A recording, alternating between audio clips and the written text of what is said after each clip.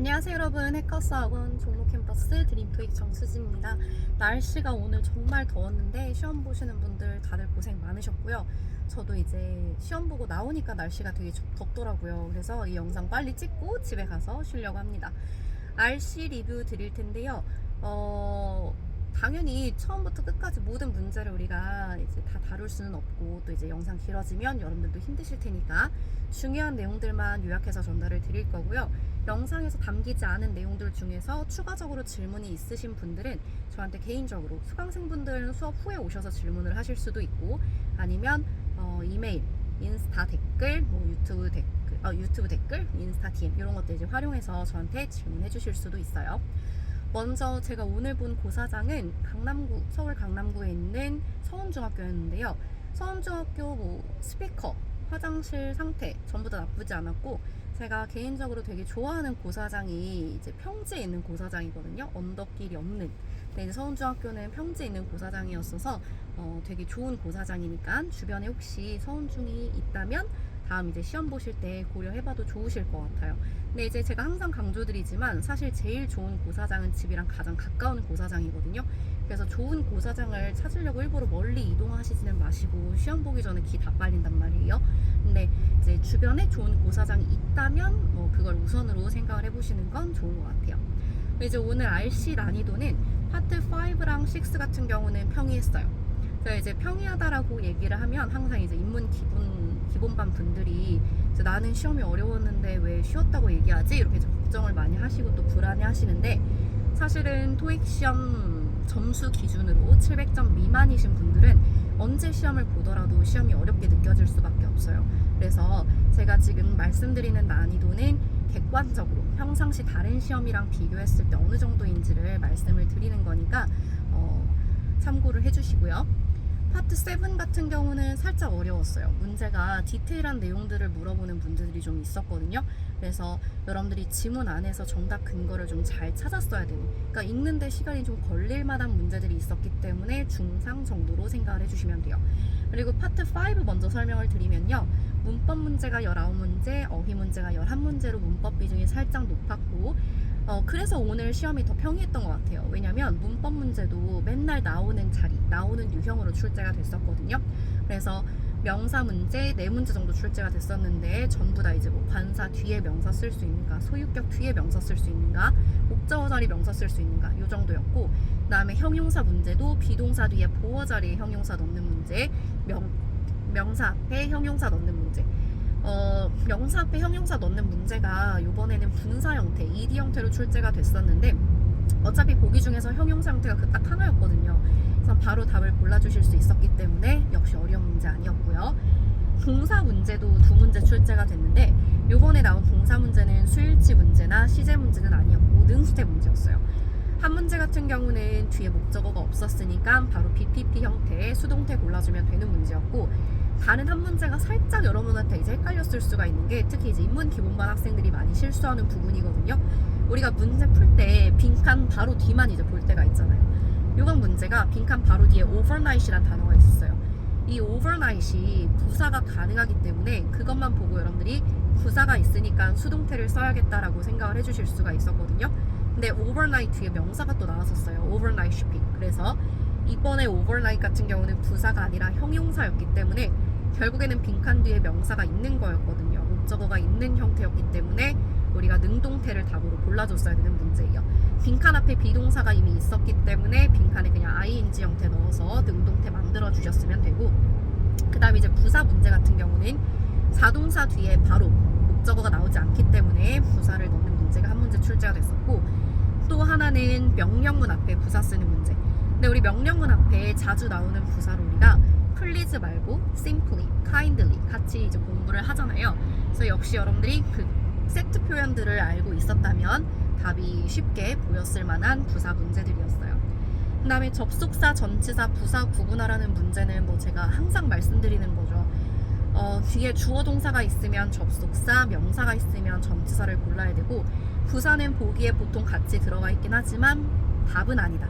보통 오답으로 출제가 되고 정답으로는 접속사와 전치사 위주일 건데, 뒤에 주어 동사가 있는지 명사가 있는지는 그렇게 어려운 부분이 아니지만 여러분들이 많이 이제 헷갈리는 이유가 보기를 봤을 때 뭐가 접속사고 뭐가 전치사인지가 눈에 바로 안 들어오거든요. 그래서 품사를 좀 제대로 외웠어야 되는 그런 문제들이 출제가 됐었거든요.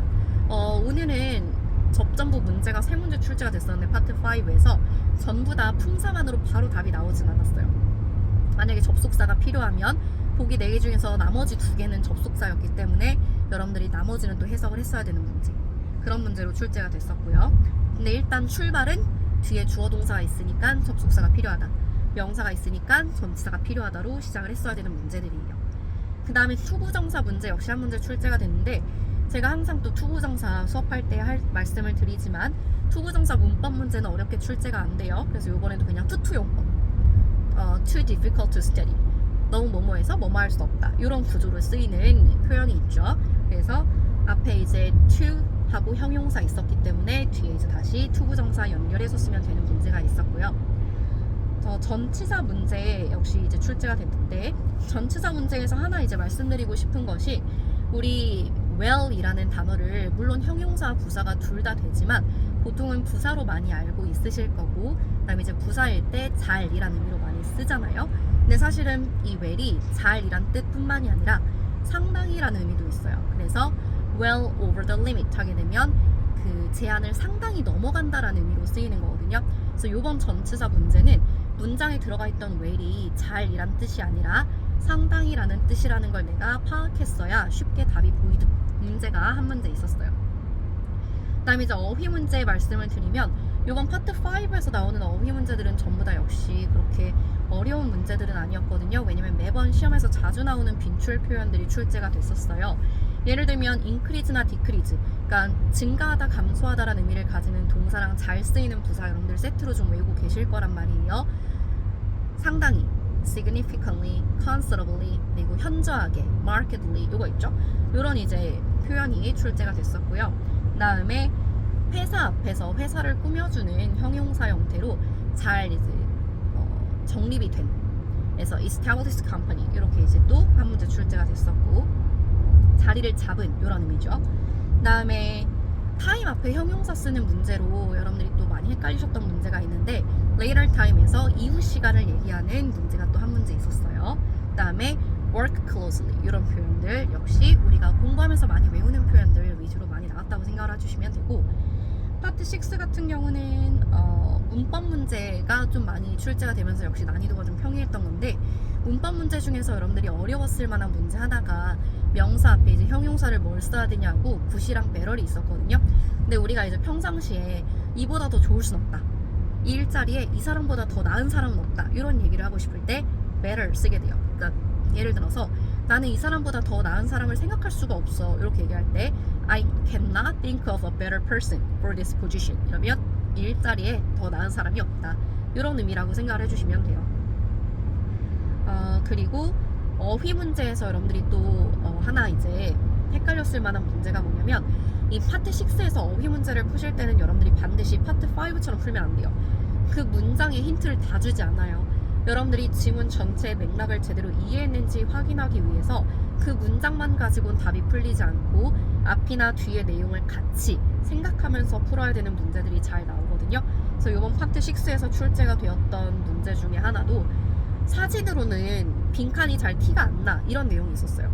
그러니까 사진으로는 그 제품의 뭐 크기가, 뭐 혹은 맛이, 혹은 색깔이 잘 티가 안 난다, 이런 것들 이제 빈칸에 넣어줬어야 되는데, 그 문장만 봐서는 뭐가 티가 안 나는지 알 수가 없고, 뒤에 내용, 설명을 더 읽었을 때 실제로 보면 더 뚜렷한 색감을 느낄 수가 있다고 얘기했으니까 사진으로는 색깔이 잘 보이지 않는다, 티가 나지 않는다, 이렇게 여러분들이 유추를 해주셨어야 되는 어휘 문제 출제가 됐었어요. 그리고 문장 삽입 같은 경우는 우리가 맨날 많이 얘기하는 힌트들 있죠. 대명사라든지 아니면 접속부사 같은 연결고리들을 좀 신경 쓰셨으면 그렇게 문제 없이 답이 나오셨을 거고요. 파트 7으로 이제 넘어가 보자면, 파트 7 같은 경우 단일 지문은 요번에 10지문이 중출제가 됐어요.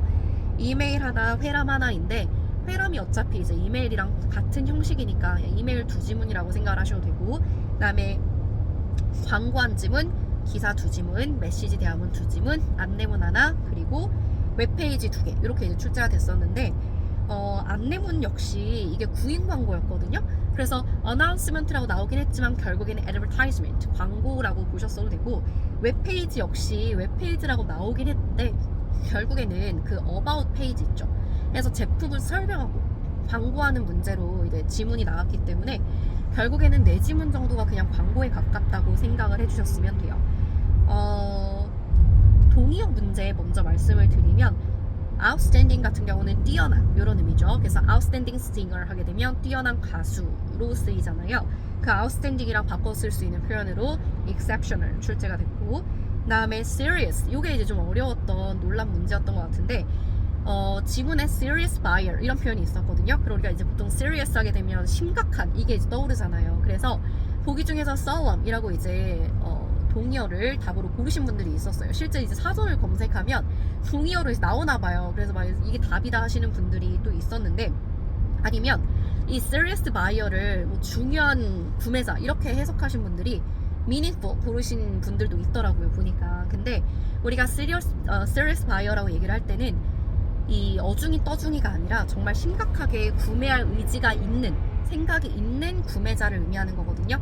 그래서 보기 중에서 committed 골라주셨어야 되는 문제가 나왔고요.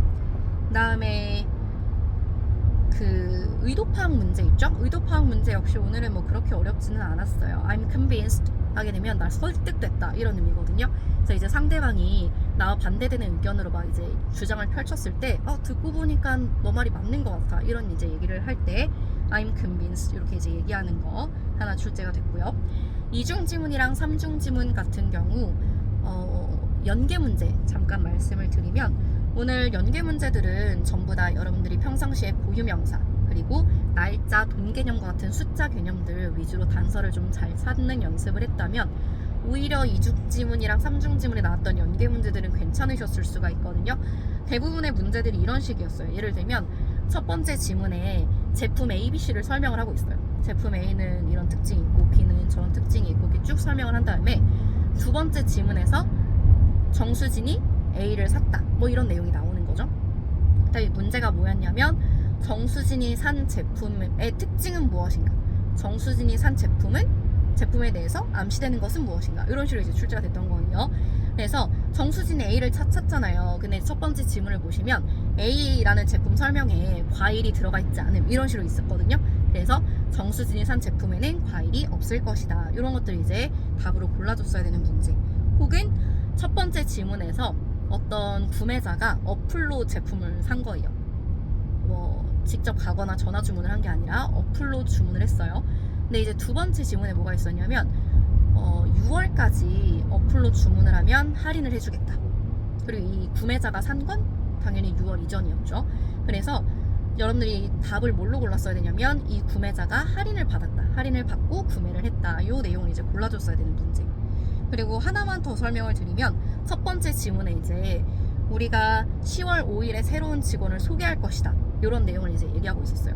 그리고 이제 두 번째는 새로운 직원은 정수진이다 이렇게. 그래서 이제 답으로 골랐어야 되는 내용이 정수진이 10월 5일에 소개될 것이다 이렇게. 그래서 지금 제가 아까도 말씀드렸지만 고유명사 그리고 숫자 위주로 정답 단서를 찾았으면 연계 문제는 그렇게 많이 헷갈리지 않으셨을 것 같아요. 다른 이제 뭐 추가적인 문제들 혹시 제가 지금 언급하지 않은 내용들 중에서 질문이 있다면 아까 얘기한 대로 저한테 이제 개인적으로 질문해 주시면 제가 기억나는 선에서는 최대한 답변 드릴 거고요. 지금 이 리뷰 영상 보시고 대부분의 문제들을 잘 맞은 것 같다 하시는 분들은 축하드리고, 근데 이제 많이 좀 틀린 것 같다 하시는 분들도 전혀 걱정하실 필요가 없는 게, 토익 시험은 앞으로도 많잖아요. 한 달에 2번씩 시험이 있기 때문에 여러분들이 이번에 배웠던 내용들, 봤었던 내용들을 잘 이제 머릿속에 정리를 해두셨다가 다음 시험에 또 이제 잘 활용을 해주시면 돼요. 그러면 저희는 다음에 다시 또 뵐게요. 안녕.